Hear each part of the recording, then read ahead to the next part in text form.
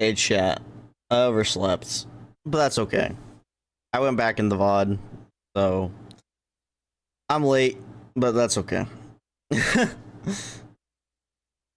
don't know how I overslept because I thought I set an alarm, but maybe I didn't. I don't know. I just like looked at my phone and I was like, oh, it's already past 10. That's great. That's okay though.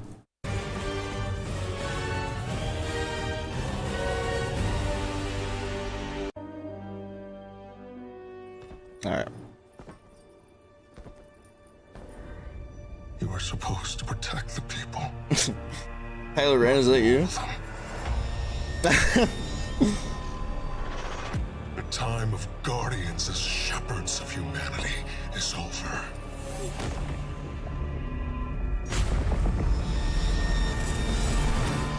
Oh shit. I've been waiting so long for this. Dredge and hope. Bungie. They've shown me a vision I can't shake. Oh man, I'm still not even awake. Cabal, the Barrent Imperium, sprung up out of nowhere across the system. That doesn't just happen.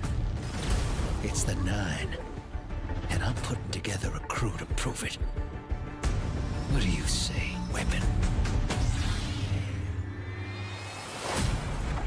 Welcome to the new Mars. Now, The the new only Mars. law in Tharsis is the gun on your hip and the light in your hands.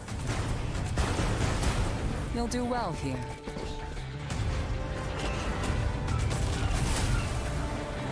I don't relish doing business with these leeches. But we need to find out what the Dredgen are after. You crave justice. Why die for a criminal? Why do you hate your own kind so much? It's time to take the fight to the Imperium. Understandable, honestly. Why do you hate your kind so much? I don't know, maybe because humanity is kind of ass sometimes.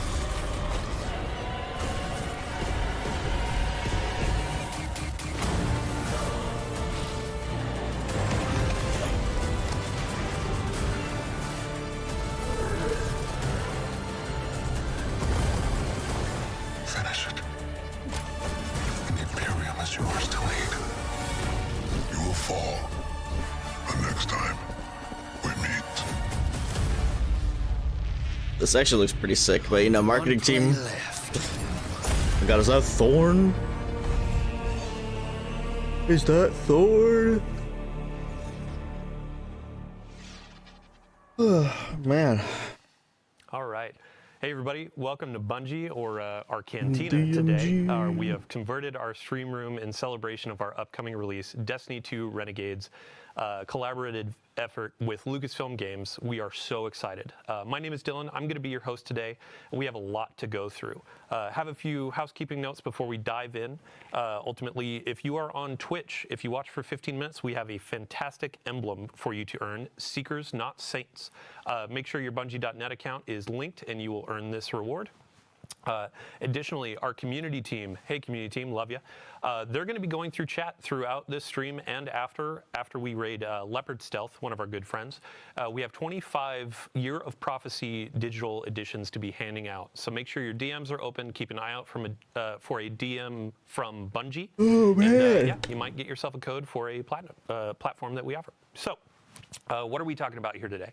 We just had our launch trailer. Destiny 2 Renegades is launching in 7 days. Countdown right now. 7 days from now, you're going to be in there playing. We got blasters. We got the Praxic Blade. We have a new Vidoc that actually we are sharing today. And this is going to be called Making of a Renegade. So after we watch our Vidoc, we have a panel of developers on the couch. We're going to be talking about the Lawless Frontier, our new activity that is coming with this experience, full of loot, full of fun experiences, and all that kind of stuff. I like Vidocs. Without further Vidoc ado, time, let's go. watch a new Vidoc, Vidoc 2, Making of a Renegade. Take it away. This is Destiny with the Star Wars lens, like this really cool combination that hasn't been done before. I can't wait to take a Praxic Blade to Mars. Don't be a ridiculous fan. Just stay cool. Wait, we gotta squat it up and play through. Oh, yeah.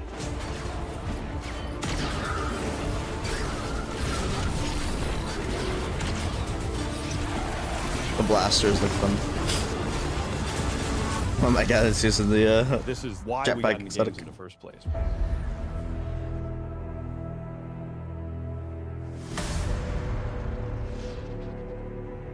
Early on, we developed this North Star, authentically Destiny, unmistakably Star Wars. It has to be something that feels like a Destiny story. It can't feel like a one-off. This can't feel like a side quest, right? Like this has to be a continuation of the Fate Saga. I had this vision. I knew it came from the Nine. I We have know Star it Wars came from the beats 9. and Star Wars visual. This was uncharted territory for Lucasfilm Games, and that this is the first time we're telling a story inspired by Star Wars within a different universe. At the heart of like, I think every Guardian's identity is like this healthy, independent, rebellious streak. We were excited to actually explore that scoundrel fantasy, bounty hunters, the syndicates going out and doing jobs with a ragtag team. We took inspiration from Is Star that Wars the to shore? No, scale, I'm just kidding. I don't think so. visual language, Kinda look like it, though. soundtrack, and cinematic storytelling in Renegades delivered on everything fans will have come to expect from the franchise. The Praxic Blade collaboration stands out to me. Because lightsabers are so iconic, it was absolutely critical to get that balance right. The team at Lucasfilm Games was just so solutions focused. It wasn't, no, it has to be this way. It was a lot of back and forth and asking questions about how would this work? Well, let's talk about it. All right, oh, so we need a different energy source. Okay, what would that look like? It was all about like what is best for the player. When we announced this collaboration with the studio, James may or may not have been wearing a fighter pilot helmet. Yeah. Destiny and Star Wars shared that same beating heart. I was like, oh, this is gonna be special. Why didn't he wear it that day then, huh?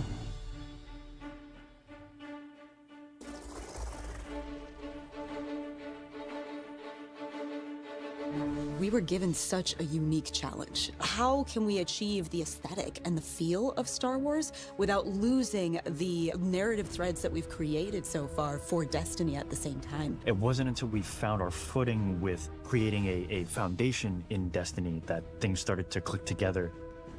I remember the first time that we went down to San Francisco. We had this really big meeting where it was the Destiny narrative folks on one side and the Star Wars narrative folks on the other side. We broke the ice by just asking, what's the bad version of this? We had a really good laugh over what that looked like. And through that, we kind of uncovered that this should be the aesthetic, the vibe of Star Wars with the truth to Destiny's narrative that we knew needed to be there too.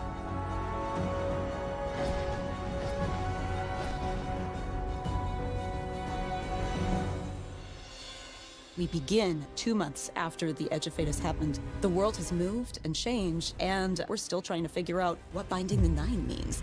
The Vanguard have redacted the prophecy of extinction. They don't want the public to panic over this prophecy.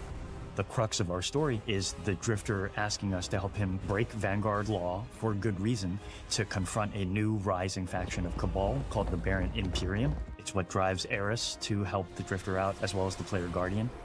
When we were thinking about what kinds of characters should be in this release, we thought about the kinds of archetypes we see throughout Star Wars. Yeah, and Drifter is an easy parallel. He and Han Solo share a cocky attitude, both former criminals.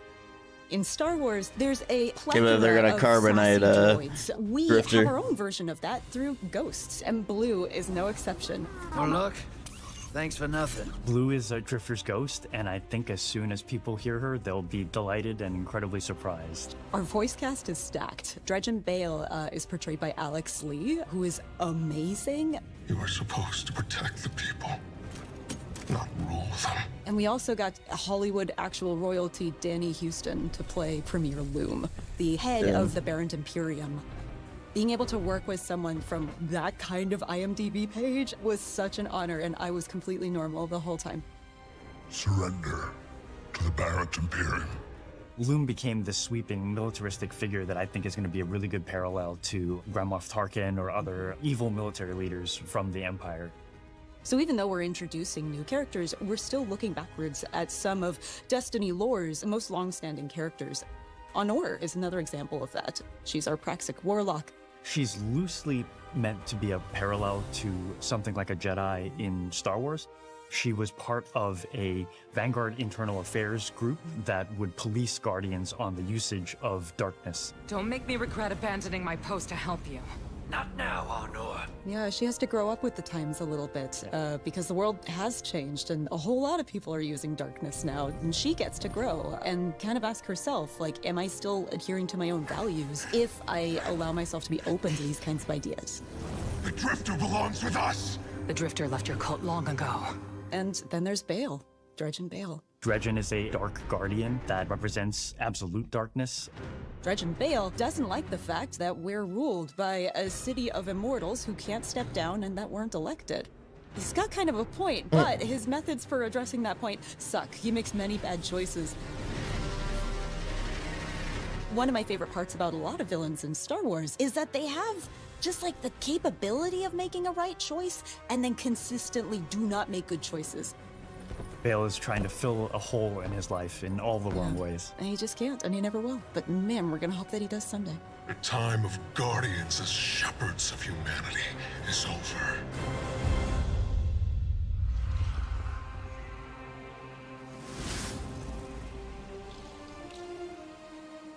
This has been an opportunity where you love Destiny, you love Star Wars, you want to do something with both. What are you going to put into it?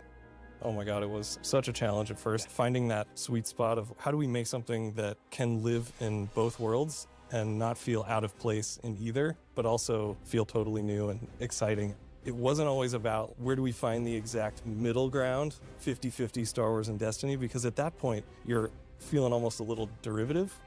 There's those moments along the way when we were like, this is just Star Wars. This is not the purpose of the collaboration.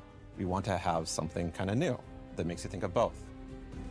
I remember when we were trying to figure out what we're going to do with our new Cabal. We started in that place where it's just Cabal wearing a stormtrooper outfit. Yeah. But it wasn't until we injected more of that weird alien design of a lot of these armor sets. That was kind of what switched it over from this is too derivative to this is really working. I think it comes through in the visuals and every single map. There are little Easter eggs and little treats here and there that we hit around, and Lucasfilm Games has been awesome at collaborating with us and even putting some of their input onto our maps so we can really give the players something exciting. The switch flipped in my head like, oh, we would never have done this without this collaboration was the Syndicates. Yeah.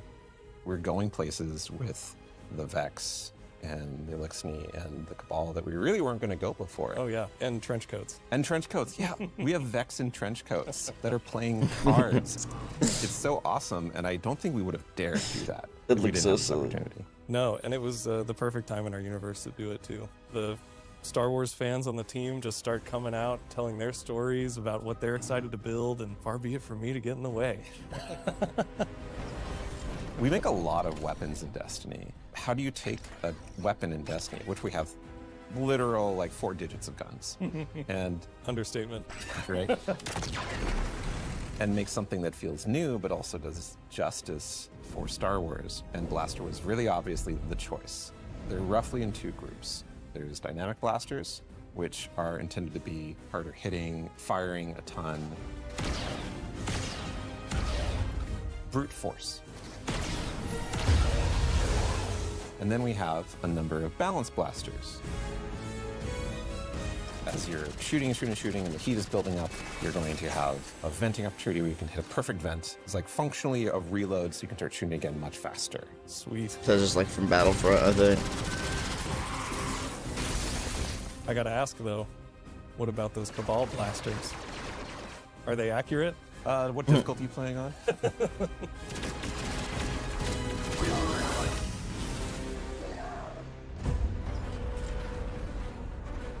We have swords in Destiny, but we don't have a Praxic sword. We don't have a lightsaber approximate.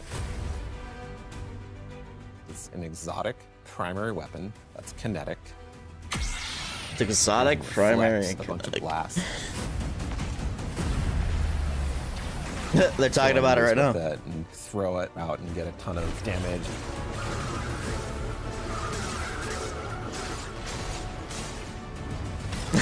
For real. having the sandbox be able to explore this new like ability ecosystem with I'm like 25 minutes behind, by the way. How's it going, Brian? So much of this opportunity and turned it into what we can like grow. Every corner of the game, from the art, the design, the audio, the music, the UI, the rewards, completely infused with the magic of the collaboration. It's really been a real treat to be a part of. Yeah, super satisfying. Gotcha. Yeah, it's good that it's primary. That means it's probably not going to deal very much damage, but at least it'll be fun. It's cool. It's something we haven't had. Good morning, everybody. Primary sword, Didn't mean to essentially. wake you up with that beat, sorry. Was that The Michael overarching Salvatore? theme for this was to create a score Thought I for saw this him in release the- that they felt brought him like back. It was cohesive as a whole. We're all talking to each other and Yeah, that's him on the left, I'm collaborating pretty with sure. each other. We were able to explore different ways of orchestrating, different ways of writing with the orchestra that expand on the Destiny palette and make it fresh and new. Oh, true. When I It'd look probably at be the really Star good for Wars ad clearing. scores, there were certain elements that naturally fit string flourishes or wood flourishes that would play into a certain moment when it's like, oh, I know I want something to feel more Williams, so I'll push it, not this Williams, the John Williams, I'll push it more in that world. Another thing too is the amount of percussion. I had some ideas that felt more full-on Star Wars, and once you like flesh out the percussion arrangement, it instantly sounds more Destiny as a result. For me, a lot of it was about framing, where when I use a lot of the Destiny themes, how I set them up and how I'm transitioning in and out of moments are much more Star Wars-y in terms of the harmony and orchestration. I think the most exciting part about this was the opportunity to work with these guys and Mike. You definitely made it a point to kind of bring us together and listen to each other. So glad Mike's back. But Brendan, He you wrote should. something with the most beautiful oboe solo in it, and it drives me nuts that I didn't think of it first. No one wanted As it to should follow be. Brendan is what it came down to. Brendan's cues just sound amazing from the start.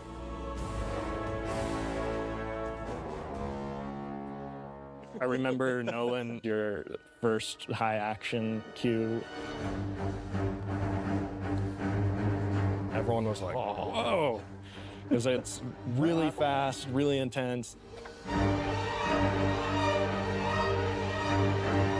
Josh kept on like spinning around and looking at you. Soundtrack's gonna be a banger. Humans have to play this. Jeez. Always is in Destiny anyway, but Star Wars infused. has, like, so It's gonna be many interesting. themes, and that's like a great vehicle for doing the Star Wars spin. Our first meeting was discussing that main theme, and I remember hearing it for the first time. Oh man. I can't believe this is a week away. And everybody kind of perked up. I need to work on my weekly challenges. We're all I had to having finish those ideas that GMs. were just a little bit different from one another. It was all sort of impacted what the final version of the theme was.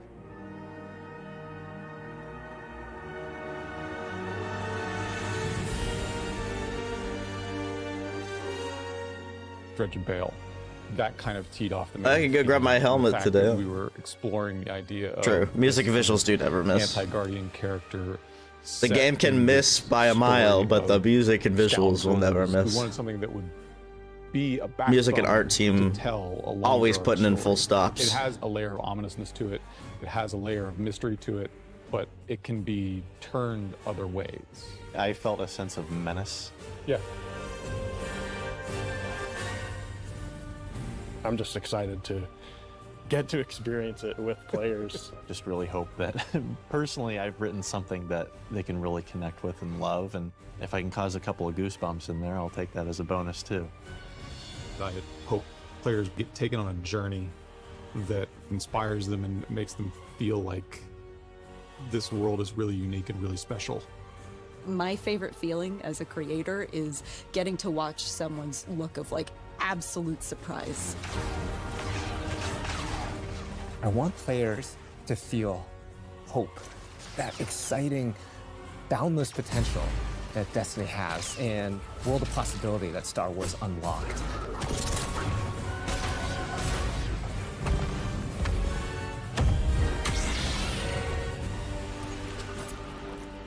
I've been waiting so long for this.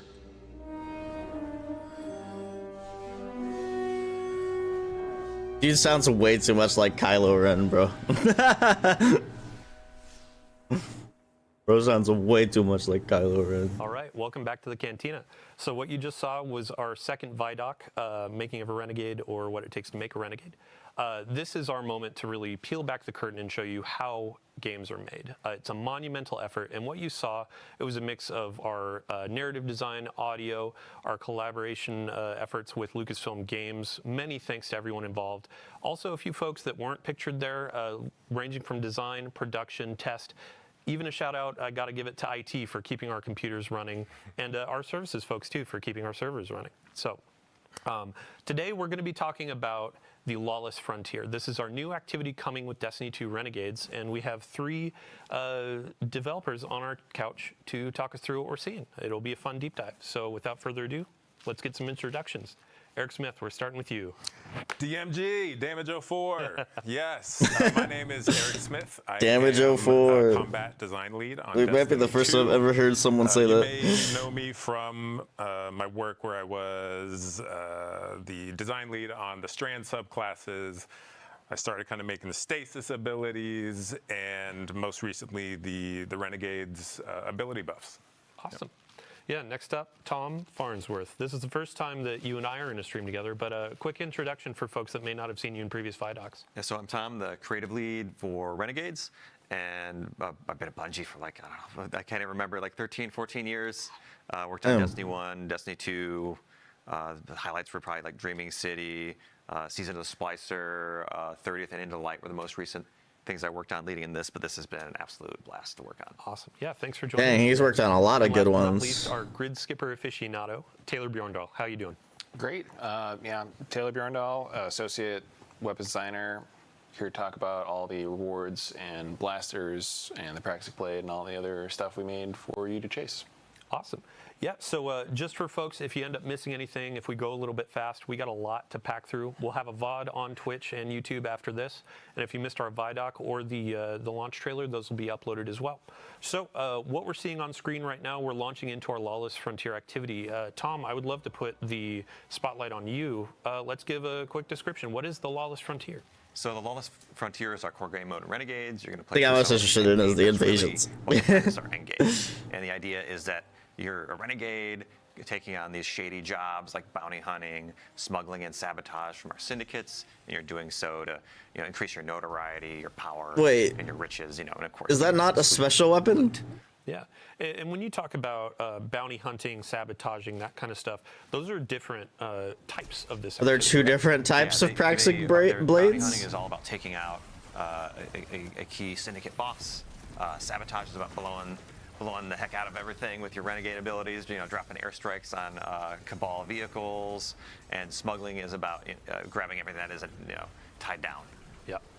In true fashion, when you're going into a dangerous spot, you got to just grab whatever you can find, right? Yep. So today we're going to be focusing on a bounty hunt, and I believe you said this is kind of like a quintessential Destiny vibe of an activity, right? Yeah, it's probably the closest to a traditional Destiny activity, but you're going to start in the ready room, which is kind of a unique experience, and you're going to be able to pick your renegade abilities in there from your little I'm confused. shank buddy that's in there. You'll hop aboard Hawk, and you'll drop down to the destination. You can see we're already in on one of the Mars maps that we have. There are all these jobs take place across Mars, Venus, and Europa, and there's 2 maps on each destination. This is Hellas Fortitude, and right now we're doing a bounty hunt, and we're Looks just like the Maz Eisley Cantina. Where our target is. After this, there'll Where's be Maz Eisley, I guess? resurgence of the security forces of that target. They'll have a classic boss fight, but with a bunch of wrinkles thrown in for gameplay here of things, hazards that are at play, your abilities, maybe an invader, which we'll talk about later, and then you'll exfil with your bounty and get some loot and take that back to our social space, Tharsis Junction, where you'll be able to spend your currencies to buy some of the cool blasters, or maybe some of the cosmetics and customizations for the Praxis Blade we're going to talk about later. Awesome. Yeah, and I mean, so as we're going through this, we're going to be seeing a lot of abilities that players know and love on screen, but we have new abilities, Renegade abilities, that are going to be for this activity. And Eric, you're going to be our person of knowledge here. Yeah. What do we got on screen? Yeah, so Renegade Abilities is a new ability system we have in Renegade. Like sweet business. What you do is we have a brand new button for you to press. That's going to be R3 on the controller and then Z on the keyboard. And that's going to kind of switch you into a different mode that gives you new abilities for your grenade and your melee. That sends out one of these tokens. We have here on the screen, you can see we have one called Revitalize that heals you and provides you with ability energy. And then we have the other one, which is the Deflector Shield, which is this zone I can sit inside and shoot out of, and it blocks all And what bubble should be. damage. It's also going to, for my allies who are inside the shield, it will amplify them and then jolt any enemies who pass through it. And all of these have 7 levels of upgrades. So when you first start, they will have certain functionality and certain strength, and as you upgrade them, they're going to get better and better. And they really change the gameplay, right? Like they're kind of these pocket supers almost, that as a hunter, I'm able to be like, I'm going to build support, right? I'm going to choose these 2 support Renegade abilities, and It's gonna face tank make that sure my explosion, team, or has what they need to survive this tough environment. You can also see in this mode we have non-regenerating health. So things like that Revitalize Renegade ability are really going to come in handy to be like, we need to take a break and heal. Let's pop over here to some safety, and anyone can build into that if that's what they want. You know, we have things like dang, that rift is that you much can bigger. pull in, or you can call down from your ship.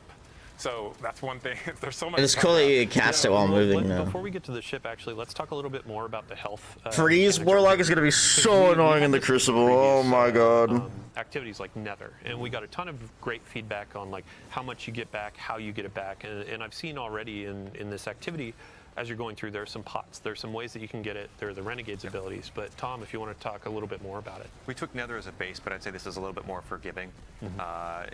The way that health works is, yeah, you've got a large pool of health. It does not regenerate at the top level, but if you get down to 0, it will regenerate to the base shield, so you don't suffer the red flashing screen. And you can either use a normal sandbox like a rift, a healing, a support weapon. You can crack open these pots that have those little healing orbs you can see on the screen to get some of your health back. Or you can use things like Revitalize and like build your Renegade abilities into kind of dealing with those kind of challenges we're putting in front of you. And one thing that I really like about this mode is like we've got, you know, Expert, Master, Grandmaster, and on the Grandmaster you're really gonna need to use all these abilities that kind of like coordinate with your teammates and kind of build a loadout to kind of conquer the challenges we put in front of you. Awesome.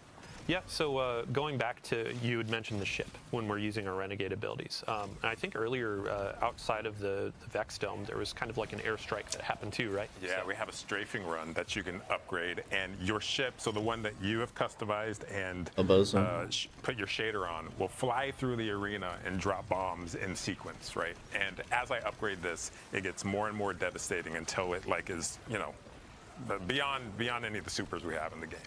It's incredible. There's another one that is the Cabal drop pod, and what that does is, you know, if you're familiar with a Cabal drop pod, it is this giant metal ball that slams into the ground, and in this case, it is almost like a supply drop because it's full of ammo, and it's also going to squish anything under it, and it does incredible damage. Not only that, but it will damage you and your teammates, so you got to be really careful. It will delete them. Yeah, just delete them. You got to be careful where you drop this. Offensive supply drop. Yeah, but you can be the Cabal now. You can turn it around on them. Yeah.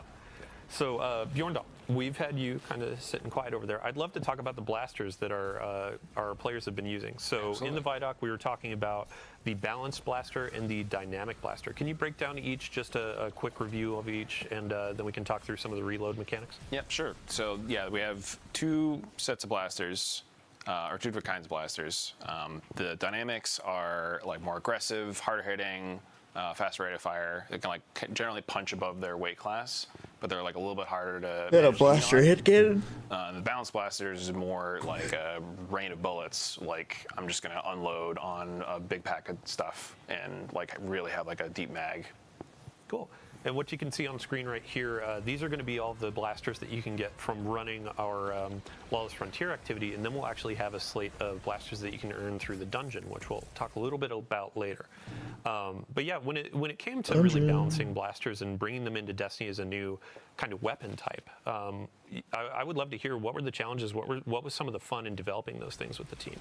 Absolutely, yeah. So like one of the things that was in the Vidoc was kind of finding the balance of like how much Star Wars versus how much Destiny we wanted on these things, and it was a collaborative effort with basically everybody on the team. These were Mercule's project for most of this release, but it was like a big effort on design, test, animation, audio to really sell the experience of using these and to make them look and feel the part for like what people would expect. The jetpack is so silly.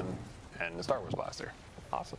Yeah, I mean, since we're on the topic of loot and gear, our Guardian right now is using the new Praxic Blade and also getting smashed by a Cabal drop pod. It didn't die from that But I'd love Cabal to drop hear pod. about That's crazy. The customization that y'all developed for this, and this can be Tom and Bjorn talk to it. Yeah. Sure. Yeah, so you're going to get the Praxic Blade by collaborating with Honor throughout the campaign. She's going to like deem you worthy of earning it. You'll go on a cool little quest that I don't want to spoil to earn one for yourself. And then post-campaign, you're going to unlock the ability to customize it. You're going to be able to change out your dark matter crystals and change the color of the blade to match your personality. And you're going to be able to change Oh yeah, that's true. It's Gears of War 2, but yeah. So the first thing that came to mind for me was the Battlefront reloads for blasters. Where we have forms, cores, mods, and 4 different catalysts on it. And the forms kind of change like how you can get ammo back and give you some damage bonuses based off of different gameplay styles. And the cores let you apply subclass verbs to a different part of what the weapon does, depending on.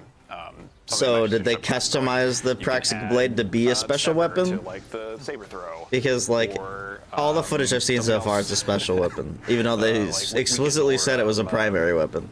Jolting. Yeah, it creates these really cool combos where I am strike, I'm throwing to debuff enemies, and then getting it back and striking again. Yeah, and during a couple of our trial runs with this, you were talking about there are some animations and different combos in your melee structure, right? Yeah. So there's like a 3 or 4 hit combo you can do where you will end it with like a big spinny move that's like very thematic, almost kind of like how the Arc Staff has like the little hidden combo there. Mm-hmm. Awesome. I did want to call out, we also saw the Renegade ability, the turret that we have. It is called the Piker Mortar, and it is like the strongest turret we've ever built. Like it is, it has crazy range, crazy damage, and is a really nice, I'm going to throw this thing out to manage this part of the map. Yeah, while I deal with other stuff. Perfect. Yeah, no, so as we're coming to the end of this activity, I'd love to just know kind of some of the narrative dressing. So as you're going into the Lawless Frontier, it's our activity, but also kind of like the feel of this experience. And there's a turf war going on. I know Robbie in a previous stream we were talking about the turf war a bit, but Tom, if you could expand on that and how that sets up this activity. Sure. So in the end game, the syndicates. Looks like it's constantly regenning ammo though. For across Mars, Venus, and Europa, and you can kind of take advantage of that by Maybe not constantly, but when he swings taking on their contracts that they offer and kind of winning out the day for them. But in doing so, you can extract maximum power, profits, rewards from them, and you can take anything you earn through engaging in these jobs and completing these priority contracts they offer. You can go back to the social space. You can they each have their own reward track, like the Pikers, the Tharsis Reformation. They offer weapons to unlock, new abilities, upgrades for those abilities, some elements or mods for the Praxic Blade, and a whole bunch of other things like some shaders too. So you can kind of like rep your favorite syndicate on your armor, which is pretty cool. It's definitely with the Lawless Frontier, it's one of the most cohesive and deepest modes we've ever built. Like everything from this mode types into the holo map, into the different mini game modes within it, into the social space. So like it's going to be exciting to see players kind of peel back all the layers and maybe get into some the darker corners like Invasion. Yeah, and I mean, so we've progressed. We've defeated the boss that we were hunting down for our bounty hunt. And this portion of the activity is kind of emblematic of we're in a lawless frontier that's dangerous. Even after you've finished your objective, now it looks like you got to fight your way out. Yeah, so every job in the lawless frontier, in this case bounty hunt, like it escalates over time. So it gets harder the longer you're there. So there's real pressure to get in, do your objective, and get out. Just so like right now we're in the exfil. This is the final moments of the activity. You send up a flare, you call your ship in. The Cabal are pouring down on you here. You're throwing out your renegade abilities, and you're just trying to survive until your ship gets there. In this case, each of the three And now my dog's jobs, working. bounty Fun. hunt, smuggle, and sabotage, have their own unique mechanic. So for bounty hunt, you have to take out these 3 mini bosses, which we call retaliators here. Yeah, so as our fire team is fighting their way out, we actually do have a preview of a fun exotic that's coming with the reward pass in Destiny 2 Renegades. I believe we have a preview that we can share. But Bjorndal, if you could give a quick overview of our exotic machine gun. Yeah, so this is the Service of Luzaku. It's a very I think it's been a while since we've had a legendary it's almost like a necromancer, broodweaver theme where you turn your enemies into these little nests of threadlings that you can like shoot and then spawn more. And, Oh, now we know where they buff build it up threadlings. to control like a space. Yeah, and Threadlings just got a buff, correct? Threadlings did get a buff. They're smarter than they were before. Yeah, and sorry, so to segue more appropriately, over the last few weeks we've been doing a series of blog articles with y'all on the Sandbox team talking about the core game updates coming to Destiny 2 available to all players. So we have a lot of quality of life changes that are coming to your supers, your subclass abilities, all that kind of stuff that we just previewed yesterday. One of which, Warlock focused, was around Threadlings, your strand abilities. Yeah, if you want to cover that really quick. Yeah, so you can see here the Warlock is moving while rifting, which is a huge kind of quality of life upgrade that allows you to dodge attacks, get into cover, close the gap while you're casting your ability. Works really well with the So new much Warlock bigger now too. So Like double the there size, are, I if you swear. haven't seen that article we put out yesterday, please check it out. There's a lot of great buffs. We've shown hunters a lot of love. We love our hunters. We want them to feel powerful. Yeah, we saw some feedback with the exotic team. I got extraction. Wait, I want to see more, which in the future we will definitely have more. But in the abilities love to talk preview. about the future, but we can't. But because there's a lot of exciting hunter stuff that we are working on. So with the abilities updates for hunters, Golden Gun got a pass? Yeah, so Golden Gun got a pass, does more damage, and now scorches on impact. We fixed an issue where you had to step outside of your well to get full damage. Now you can stay in the well. Outside of that, we saw in the gameplay Gunpowder Gamble. If you throw it and you shoot it before it explodes naturally, it does more damage, more radius, and also spits out little kind of seeker projectiles. Yeah, and as we're getting our loot, we need to cover the Titan changes for Sentinel. Yeah, the band. Yeah, Sentinel Shield. We're excited about this one. So Sentinel Shield is getting a shift a little bit. A bit of a rework, right? Yeah, a bit of a rework. The usage rates weren't great, and we want to provide I something don't know if this is gonna make the usage rates any better, honestly. Kind of on par with well, as far as like, what am I going to take into a raid to support my team? So in Renegades, your Sentinel Shield, as you're holding it up, your allies behind your shield are going to auto reload, and there's just kind of rhythm to it. So if you It does sound cool, but losing a whole person for you can damage. just like rocket. So it is like the actual like damage increase is. Cowards bring back old rally barricade. Not only that, but Don't tie it to a super. Enemies and the shield takes damage. I'm charging this bar up that charges up my shield throw, and at full charge, that shield throw is going to do Thunder Crash level damage. Which, Oh, really?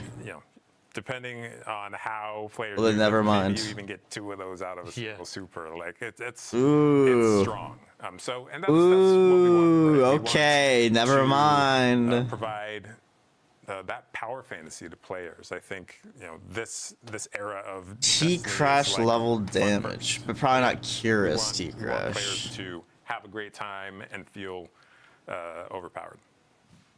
I'm gonna hold you to it. Yeah, I honestly can't wait. But yeah, so we finished our activity, our first run of the Lawless Frontier. Now we're gonna go into another. And Tom, you had mentioned invasions earlier in the stream, and this is going to be our opportunity to show a little bit of that, flavor. We're going to look at some of the UI in the orbit screens and our new holo map, and then we're going to show what it is to be invaded, new optional activity type as well, right? Yeah. So in Invasion, like you might be familiar with Gambit. This is kind of like a new take on that kind of familiar mechanic here in Renegades, and we want players that kind of take on the role of a bounty hunter working for the syndicates, tracking down these renegades that are messing up their operations, taking out their commanders, stealing their stuff. And that menu actually is kind of sick. On the other side here, you get to play on the opposition. And it looks, they're back to the With planets. all of the enemy combatants on the field, you can kind of wade in amongst them and pick and choose the strategic moment where you want to kind of like lash out at these players. Much and, better steal looking. their bounty. Yeah. And so how do you launch into this? so here's the holo map, just for everybody. This is kind of a standard interface for the Lawless Frontier. This is how you access the social space, all of our jobs, and then in the end game we unlock the yellow node, which is invasion, and the red node, which is the contested Invasion, man. So we can take a look at the contested node here. This is where all like every day the syndicates are fighting over one of the maps on each of the planets, and you can kind of, as a defender, kind of throw in your pledge to the side you want to fight for. But these are also invadable nodes. So one thing I want to highlight is that invasion is opt-in. It's not a requirement. So if players don't want to deal with PvP, they can do like an expert difficulty for this, or they can just go to any of these other nodes on the map here that aren't invadable. But for the priority, the contested node on the highest difficulties, like that's where the highest rewards are. That's where the invasion is. Now on the other side, if you're an invader, you have don't to. need to worry about the nodes. You can just go. You to have to do. node. You do have to get invaded if you do the harder Have difficulties. some death I like marks, that. which are a currency you earn by playing by just playing Lawless Frontier. You'll just accumulate them. And one interesting wrinkle here is you can actually wager those for additional rewards. So if we go to the little pane here on the side, there's these things. There's the death marks. You can interact with them two or three times to double and triple your rewards. Which obviously you're taking on some risk here. If you go do an invasion and it doesn't go your way, you could lose those tokens, but I think a lot of players are going to want to do this because they can just get triple rewards on each invasion, which is really exciting. And on the other side, for people being It's invaded, such a cool thing. I love it. if you take the invader down, you're going to get more time on the clock. You're going to get some revives back, and every time you kill an invader, they have the chance to drop extractables, which are rewards you can dunk at the end of the activity to get bonus armor, weapons. Yeah. Stellar. So let's get our invader launched in here. We'll go back to our gameplay team. Yep. But while we're loading in, let's talk about what is the actual kind of approach to invasions. What are the objectives aside from seeking out guardians and destroying them? Yeah. So as an invader, you're gonna start in the ready room, which we're gonna show in a minute here. You're gonna pick your loadout, like what's the right renegade abilities to bring in, and we've seen in playtest there's like a lot of different fun combos here. Like, are you gonna bring in the deflector Oryx shield, is the and then invader. the other team's gonna drop one, and then you're fighting on the Venn diagram of the deflector shields, or are you gonna just be a little more brute force and drop a behemoth and like kind of like, but try to be sneaky about it? And that's pretty hard to be sneaky in a giant walker, but you want to really pick those moments as the invader, because your goal here is to get 6 kills or 3 kills and 3 crests. Like you've got 6 points you need to get. You've got about 5 minutes to do it. You've got 3 lives. You've got just enough time to really kind of like get in there, see where they are, kind of like rotate around, and then do a surgical strike, and then try to get them all in one go. And if you're lucky, you can do that, but you've got a few chances. And on the other side, they're going to know you're there. They're going to see that there's an invader on the field, but they're also trying to juggle the objectives that are on their side.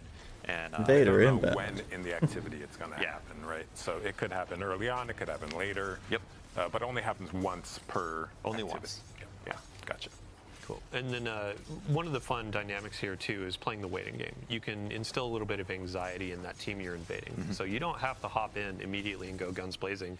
You can wait until they're at a pivotal moment where they're like, "Where's this guy? Yeah, What's wait going to until happen?" they fight the boss. It's been When 3 they minutes. The mind Go games. find a chest. Yeah. Oh man. So in terms of balancing as well, are there any like extra abilities or things that invaders are going to have at their disposal, or is it just a match of the renegade abilities? It's mostly renegade abilities, though. Invaders will have some amount of super, no heavy, and when they come in, we do highlight the PvE, the defender players, just so like they have a little bit of an idea where to go, and they can use that knowledge to kind of plan their initial attack. Cool. Yeah, and it's been a bit of a balancing act as you've been going through this in the different cycles. In Gambit, like we juice that invader because it's a 1v4. In this, because you have the chaos of the lawless frontier and all that kind of stuff. Like you want it to be tilted a little bit because it's 1v3, but also you want to make sure if players are opting into this, they still have a fighting chance. Yeah. So. And there's also the element of the non-regenerating health, which is a larger health pool, right? We've tuned it so it's more or less the same TTKs or time to kills as you have in Crucible, but players don't regenerate health, so you kind of have to take that into account when you are. When you're there's some attrition invading. that can happen, like for the invader, where they can kind of wear people down if they're not paying attention. We have our invader in their ready room. Let's talk about their shank buddy here. Yeah, here's our little shank buddy. You want to speak Oh to? my God. Yeah, so a lot of abilities. We have 9 renegade abilities here. Huge shout out to Cat Sayers and the rest of the tech design team for all their work on these. I mean, it looks like right now we got Nate picking the Imperium Behemoth and the Drop Pod, but yeah, there's a variety of ones to choose from. We got multiple. We have 3 different vehicles, and each of those vehicles have different upgrades with different functionality. Yeah, and the Behemoth has like 3 or 4 versions of it too. Yeah, there's like missiles and the audio and everything is just so good. Okay, so our invader has started. It looks like moving toward our targets and preparing to throw that coin. So you can see there they clicked that right stick, and that is going to ready the ability. They then throw the ability and just drop. Oh my God! Yeah. So That has a heavy use sniper. heavy ammo to go into battle. And Tom, before we were hopping in here before the stream, we were talking about like the size of the maps and how as an invader, like the first few runs, you might feel maybe a little lost because there's a lot of space to cover. But as you get more acquainted with Europa or Venus or Mars, you can find better paths to get directly to the combat, right? Yeah, these are some of our bigger maps we built. They're more comparable to like our larger public spaces that we built in Destiny. And again, there's 6 of them, and like there's any number of arenas these PvE players can be in that you're going to be. Oh, Albozo. So our invader just wiped one out with the Thunder Crash and tried to hide and throw out the beacon for the. You get 3 resos. The Walker, or the Imperium Behemoth, as we call it. But then got needle stormed right before they could jump into it. That was incredible. So that's one of those strategic moments of like, how do I put the chess pieces down? How do I approach this and all that? That was interesting because they invalidated that beacon, right? Before they could use it. So the timing was impeccable. Oh man. Oh boy, what was I just talking about? The size of the maps. Yeah, in rewards, I wanted to ask really quick too. So as you're wagering, you add more and more. Is there like a cap? Is it double the amount of rewards, or do you have? It goes up to triple. So each additional death mark you put down is will double or triple it. Here we go. Try again. Here we go. Jumping in. We're already taking a lot of damage. And the more I don't know. Damn, the invader's getting cooked, man. Oh, did they get him? Who got who? Oh, we had so many conversations leading into this of like, hey, we need to make sure Nate hold back a little bit. And now I think one of our gameplay folks is just like, oh, Nate, you're mine. Deleted. Yeah. No, going back to rewards, the better you do as an invader, the more rewards you're going to get. So each kill, each crest you put on the scoreboard, it equals more rewards. And then those get multiplied by your wager. Cool. All right. So Invader got defeated twice. The Invader has, you said, 3 lives? 3 lives. And then you can see up at the top of the screen it says Invader present still. So they're he's coming back for revenge. The invader was bad, bro. With the 3... I'm never gonna let Nate lose this. with the 3 coin wager too, or the 3 death mark wager. He made a little bit there. Good job. So that's the I'm gonna put a little elbow in the ribs. The gambit you're taking. Ha ha ha ha. So all right. We've Bruh. gone through some Renegades. Put Gambit in the portal, bro. Content, rewards, all that kind of stuff. I would love to shift focus a Update little it. bit to our general rewards update. So in the portal, in a bunch of different activities, we're going to have some new weapons that we're offering. We also have an armor refresh for a bunch of our activities. And Bjorn, I'm going to put the spotlight on you. So starting with our Vanguard Ops sort of armor set, this is going to be earned through Solo Ops, Fireteam Ops, and our new Arena Ops activity, which is bringing back 6-player activities to our portal, which is really exciting. It's going to be kind of like your militaristic, hey, I'm a grunt. I'm getting in there. I'm fighting the dark forces. The weapons, Bjorndal, up front, we have a new pulse rifle. What do we got? Yeah, it's a new arc rocket frame pulse rifle. So you have an energy slot option now to go with your mid-range grade. A lot of excellent perks on here. I know a lot of people love the arc perks on weapons, and now you'll have it on a rocket pulse. Mm-hmm. And then we have a fusion rifle and a sidearm, correct? Cool. And then we do have some weapons that we're not showing in this stream, so stay tuned for launch. But I don't think they ever have enough content for 6 months, though. In our previous season, it was a kind of. Also, I think they have this armor theme is Kendo. the mid-season or the mid two returning expansion thing, where it changes seasons and they add stuff there too. Some new perk combinations, but also a new heavy crossbow. Yeah, so this is a new Void crossbow to kind of fill out our elements for the crossbow now, and I think this one can get box breathing, which is new. Should be pretty good for a crossbow. I'm okay with it, honestly, though. I kind of like grinding Destiny like hell when new stuff comes out, and then taking a break and playing other things, and then coming back. Bolt back out and do some more damage. That'll be a That's fun my opinion. I know some people just want to play Destiny all the time. So this armor set is actually pretty fun. Over the years, we've done thematic sets tied to weapon foundries. So in the past, you've seen Hake, you've seen Tex Mechanica, and now Suros armor for the Crucible. And Shax is going to be handing these out. We also have some weapons. What's the passive on it? Fusion rifle is a returning favorite, I believe. Yep. Yeah, Riptide's coming back. We have a new aggressive Void hand cannon and a high impact machine gun. Awesome. And then let's see, last but not least, Trials of Osiris. So another offering for our PvP audience. A few eagle-eyed players may have seen this armor set yesterday. Yeah, I guess PlayStation leaked it. Totally planned. But yeah, we have a new armor set for each class, and as you can see, coming back with PlayStation always leaks something, bro. On your card, you can unlock gold or red or blue. And then we have some new weapons that are coming as well. Yeah, like this lightweight Void pulse rifle with your favorite model. I admit, since the set came out on the moon, Eris, all the crufty bits on it, cleaning it up, having, sorry, what frame type did you say? Lightweight. Lightweight. Chef's kiss. I cannot wait. And then I believe also we have a preview of a hand cannon. Now, one of our folks on the gameplay team over here was whispering in my ear, day by day, night by night, that these roles are going to be. Dude, I never finished any of the Octopath games, and I love them. I just haven't finished them. Pretty juiced hand cannon. It's got perks for both PvE, PvP. It's a Strand 140. You can get stuff like Lone Wolf, Precision Instrument, or Slice Explosive Payload. So you have a lot of options to pick for both PvE and PvP. Awesome. Yeah, and across all of our activity types, we're trying to sprinkle out some things that players will get excited about. Not just, oh, I'm going to go into PvE to get the PvE gun. Like, there are some PvP roles out there that you can get from your Fireteam Ops. There's some PvE roles that you can get from Trials. And that doesn't even cover what we have coming in the dungeon, too. Before we do a little dungeon teaser, I do have a quick announcement as well as we're rolling through the list. We have an open access week that's coming on December 2nd. So for any folks out there that haven't played The Edge of Fate, that is actually going to be included in this open access week.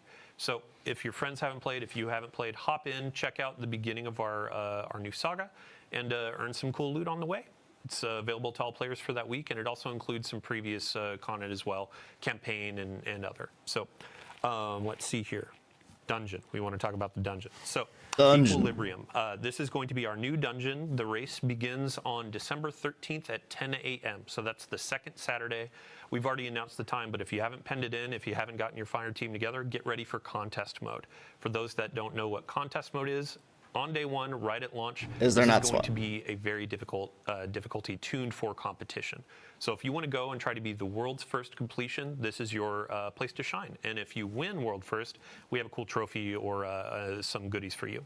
So contest mode is going to be available for the first 2 days, 48 hours of the dungeon availability.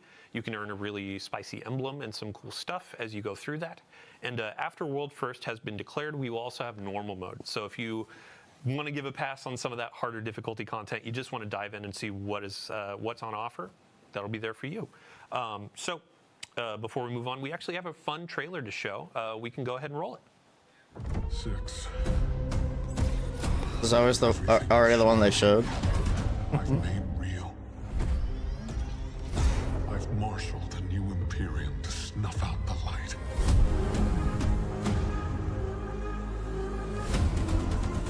My violence is yours. You know what comes next. Give me strength.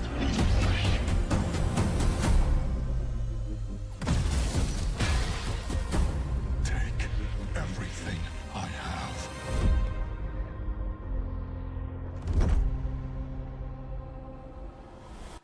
Welcome back. So watching that trailer, I just realized we actually missed something with Invasions. We were talking about the Praxic Blade and customization. There are different saber colors, correct? Yeah, there's a wide variety of classic colors that I think players are going to have fun chasing down throughout the end game. I just want a red and one. Maybe even Invasions. Awesome. Yeah. I mean, we showed it on the screen. Red, Invasions. Yeah. So, okay, moving right along, ending out our show, we're going to be covering what is going on through the end of the year. So during the launch window, we'll have some really cool things coming around. Vanguard orders are coming in week 2. And then after that, we're going to have the Dawning returning. So this is our winter celebration, our event, inviting Guardians to hop Hopefully in, they're play some redoing the activities, Dawning. get some fun rewards, and bake cookies for their favorite vendors in our town. So Tom, just a really brief That would be funny. description for folks that may not know what the Dawning I'm just is. picking red because it's my favorite So color. the Dawning, you slay our enemies, you collect them as ingredients, and then you So we gotta bake make them cookies into again. delicious treats you feed to your friends in the tower, like Zavala, and he's just got thousands of Galardoodles raining down upon him. Furry-coated and he gives armor, you a though. gift in return. I'm just kidding. Which could be, a spicy weapon roll, or you might maybe get some bright dust from some other pursuits and get this totally cool Winter Wolf armor. Yeah, I mean, I feel like Winter Wolf. Drifter is outside, like, ooh, you're putting enemies into the cookies? But, yeah. It's totally a Drifter thing. Right. The Winter Wolf set, this is going to be available for Bright Dust just by playing the game, or if you want to snag it from Eververse for silver, go right on ahead. But also on top of this cosmetic, we have new weapons that are going to be a part of the Dawning. Yeah. So we have a burst linear fusion rifle, a breach ring launcher, and a precision sidearm. And then also with this excellent new holofoil treatment. It's like covered in ice, and then as you fire, it'll slowly melt away the ice. That's cool. Oh, perfect. All right. Oh, Oh, and interesting. Sorry, I have one correction being whispered in my ear. Dungeon race starts at 9 a.m. Daylight savings time strikes again. Gets us every time. Every time. Oof. All right. So with that Dungeon race starts at preview 9 over, a.m.. We are Okay. at the end of our show. Thank you so much to everybody for joining us today. As I said earlier, it has been a monumental effort. A ton of folks throughout the team have been crafting this experience, collaborating with Lucasfilm Games, and really just making something for you, our players. And we really, really hope you enjoy it. So thank you for coming. We're going to kick it back to our launch trailer here in case you missed it at the top. And again, if you missed the Vidoc launch trailer, check out our YouTube. And after this, stick around. We're going to be handing it off to one of our community members, Leopard Stealth, a friend to us for many ages, a guardian of all time. But also, I don't believe he existed before 2004, I've been told. So, 04. Thanks again, everybody. We'll see you next time. Rose Young. All right, that's it. I'm pretty excited, cautiously, of course, because it's Destiny. But it looks good, and I'm really excited for the dungeon specifically. And I think the campaign is going to be pretty cool. It seems like there's a lot of passion put into this one. This is a collab effort with Lucasfilms Games. Yeah, we'll have to see. I can't believe it's only a week away, which is kind of crazy. But yeah, I'll probably do some Silk Song or something later. I got some stuff I need to do. But yeah, so thanks so much for watching, guys, and I will see you all